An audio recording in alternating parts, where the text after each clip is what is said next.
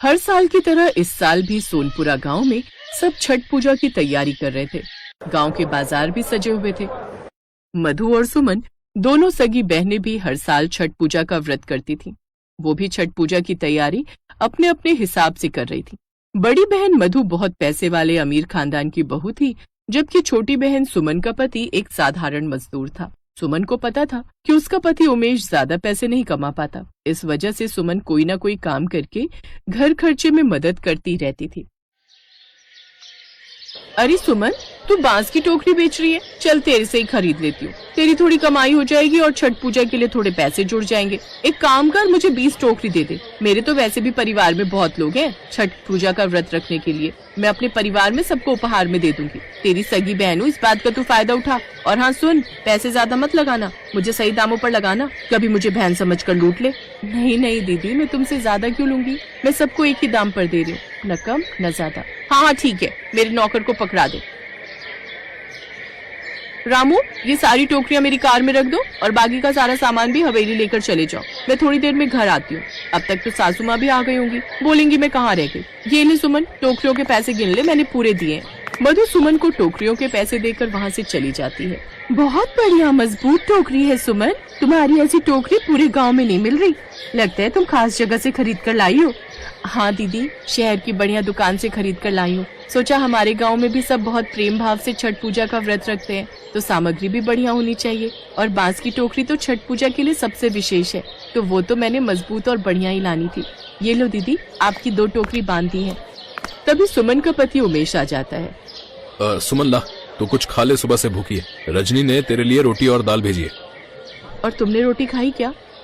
हाँ मैंने खा ली। रजनी ने खासकर बोला है कि भाभी को भूखा मत रखना।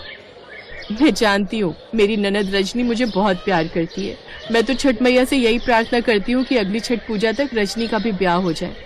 सुमन खाना खाने बैठी ही थी कि तभी उसकी बड़ी बहन मधु गुस्से में उसके पास आती है। ये ले पकड़ अपनी सारी टोकरियाँ, एक भी टोकरी मजबूत नहीं है, सारी टोकरियाँ टूटी हुई है। तूने ये जानबूझकर किया ना, ताकि मेरा छठ पूजा का व्रत खंडित हो जाए। तूने मुझे टूटी हुई टोकरियाँ दी हैं, मेरे सारे पैसे वापस कर। मैंने तो अपनी बहन समझकर तेरे ऊपर तरस खाया था कि तेरी थोड़ी बिक्री हो जाएगी, पर तूने तो मुझे ही ठग लिया। सुमन तू रोटी खा, मैं बात करता हूँ। मधु दीदी, ये क्या तरीका है बात करने का, बताओ। मधु दीदी, मैंने आपको कोई टूटी हुई टोकरी नहीं दी। आप देख लो, यहाँ पर जितनी भी टोकरियाँ रखी हैं सब सही है, कोई भी टूटी हुई नहीं है। मेरे पास अभी तक कोई भी ग्राहक शिकायत लेकर नहीं आया। तो क्या मैं झूठ बोल रही हूँ? मुझे कुछ नहीं पता, मेरे सारे पैसे वापस कर और अपनी ये टोकरियाँ अपने पास रख। मैं बाजार की किसी और दुकान से खरीद लूंगी। अरे तो एक टूटती ना, सारी थोड़ी टूटी होंगी। एक भी टूटी हुई नहीं थी, मैंने मधु दीदी को सही टोकरियां दी थी। मुझे लगता है तू ऐसे नहीं मानेगी, मुझे आसपास के लोगों को इकट्ठा करना ही होगा। अरे देखो भाई देखो, कैसे चोर दुकानदार हैं, टूटी हुई टोकरियां देकर पैसे कमा लेते हैं। कोई भी इनसे टोकरी मत खरीदना। मधु दीदी, आप इतना शोर क्यों मचा रही हो? ये आपके पैसे और आप ये टोकरियां यहीं छोड़ जाओ, और भगवान के लिए इतना शोर यहाँ मचाकर मेरी दुकानदारी खराब मत करो। इस दुकान के सामान पर मेरा बहुत पैसा लगा हुआ है। आपकी इन सब हरकतों से मेरे सारे ग्राहक टूट जाएंगे। हाँ ठीक है, मैं भी नहीं चाहती कि मेरी छोटी बहन की दुकानदारी खराब हो। मधु ने बहुत बदतमीजी दिखाई और अपने पैसे लेकर वहाँ से चली गई। सुमन की 20 टोकरियां टूट गई, इस वजह से उसको बहुत नुकसान हुआ, पर वो अभी तक समझ नहीं पा रही थी कि सारी टोकरियां टूट कैसे सकती हैं। उस दिन सुमन का मन बहुत खराब होता है। छठ पूजा का दिन आता है। सुमन ने टोकरियां बेचकर जो पैसे कमाए थे, उनसे वो छठ पूजा का सामान खरीद लेती है।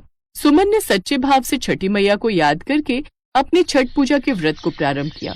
ऐसे ही अगली शाम जब सुमन सूर्य देव को नदी किनारे अर्घ्य देने पहुंची, तो उसके मायके की तरफ से माँ भी वहाँ आई हुई थी। सुमन बिटिया, एक बार मधु का हालचाल पूछ लेना, उसकी तबीयत ठीक नहीं है। आज भी पूजा करके जल्दी चली गई। मुझे मिली थी, मैंने तो कहा था कि मैं कुछ बना चाहती हूँ, पर उसने कहा कि नौकर चाकर हैं तो वो मदद कर देते हैं, पर माँ हूँ ना, मन नहीं मानता। मैं मधु को मिलने जा ही रही थी, तुम साथ चलोगी? मैं क्या साथ चलूँ माँ? मधु दीदी को तो आप जानती हो, मैंने आपको बताया था उन्होंने बीच में मेरे साथ कैसा बर्ताव किया। मेरा मन नहीं है। चल ठीक है, तेरी मर्जी। सुमन भाभी घर चले। सुमन की माँ थोड़ा सा आगे ही बढ़ी थी कि तभी कुछ सोचकर उसने आवाज लगाई। माँ रुको, रजनी एक काम कर, तू ये सामान लेकर घर पहुँच। मैं माँ के साथ मधु दीदी के घर जा रही हूँ। तेरे भैया बच्चों को घुमाने ले गए तो उन्हें बता देना। ठीक है भाभी, आप ध्यान से जाना। सुमन का मन नहीं था, पर मधु उसकी सगी बहन थी, इसलिए ऐसे समय में वो सब कुछ भूलकर अपनी माँ के साथ मधु के घर जाती है। मधु बिस्तर पर लेटी थी। उसकी तबीयत बहुत ज्यादा खराब हो रही थी। माँ और बहन को देखकर मधु में हिम्मत आ गई। दामाद जी से कहकर हमें बुला लेती, हम आकर प्रसाद बना जाते। तूने बुलाया ही नहीं, मुझे लगा तेरी सास आ गई होगी तो वो तेरी मदद कर देंगी। माँ वो आ नहीं पाई, उनके घुटनों में बहुत दर्द था। वो जेठानी जी के साथ ही छठ पूजा का व्रत रख रही हैं। अब दूसरे गांव से आने में 2 घंटे लग जाते हैं। मैंने भी कहा रहने दो, पर मेरे घर जो खाना बनाती है वो भी छुट्टी पर चली गई। उसकी रिश्तेदारी में कोई बीमार हो गया था। अब काम के समय सब छुट्टी ले लेते हैं। मुझे लगा मैं कर लूंगी, पर शाम से ही बहुत सिर में दर्द है, चक्कर आ रहे हैं। कल के लिए प्रसाद भी नहीं बनाया। मधु दीदी मैं प्रसाद बना देती हूँ, तुम आराम करो। बस कल सुबह छठी मैया के आशीर्वाद से हमारा व्रत संपूर्ण हो जाएगा। एक काम करो, मैं छठी मैया के थोड़े भजन लगा देती हूँ, तुम वो सुनो, तुम्हें अच्छा लगेगा। लाओ अपना मोबाइल फोन दो।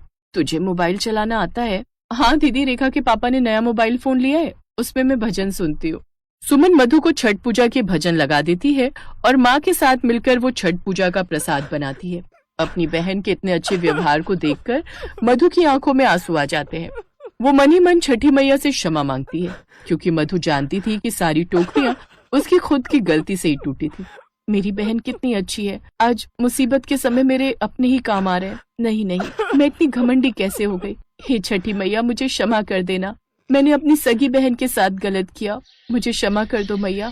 अगले दिन मधु अपनी माँ और बहन सुमन के साथ मिलकर छठ पूजा के लिए नदी पर जाती है। छठी मैया की कृपा से मधु के मन से सारी नफरत दूर हो जाती है और दोनों बहनों के बीच अमीरी और गरीबी का फर्क सदा के लिए मिट जाता है।